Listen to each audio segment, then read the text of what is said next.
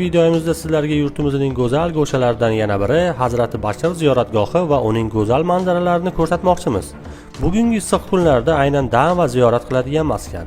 Chiroyli manzaralari, adrenalinga boy maskanlari va salqin ob-havosi bilan sizga albatta yoqadi degan umiddamiz.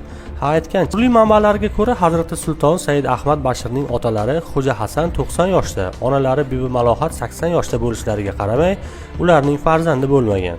Kunlarning birida shu tarafga yo'li tushgan Amir Temurning piri Said Barakaning ukasi Said Ne'matulloh ularning haqqiga duo qiladi.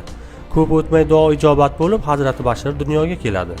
Biroq keksayib qolgan onadan sut kelmaydi. Chaqaloqni atrofdagilar beshir, ya'ni sutsiz deb atay boshlashadi. Allohning mo'jizasi bilan ularning hovlisidagi katta chinor ostida chashma paydo bo'lib, undan bola emizikli yoshdan o'tguncha sut oqadi.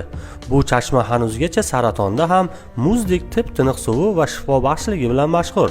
Ta'kidlash kerakki, ziyoratgohga kelayotgan aksariyat turistlar albatta bu suvdan ichib, o'zlari bilan ham olib ketishadi. Hazrati Bashir qishloqdagi Niyoztepada dafn etilgan. El orasida Hazrati Bashir qabri oldidagi archa daraxti u kishining hassasi bo'lgan degan rivoyat yuradi.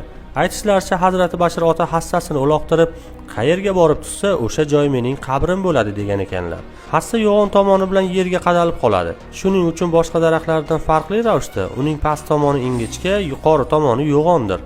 Bu tilsimot ham albatta turistlarni befarq qoldirmaydi. Hazrati Bashir qishlog'i Qashqadaryo daryosi bo'yida joylashgan. Baland-baland chinorlar qishloqqa ko'rk berib turadi.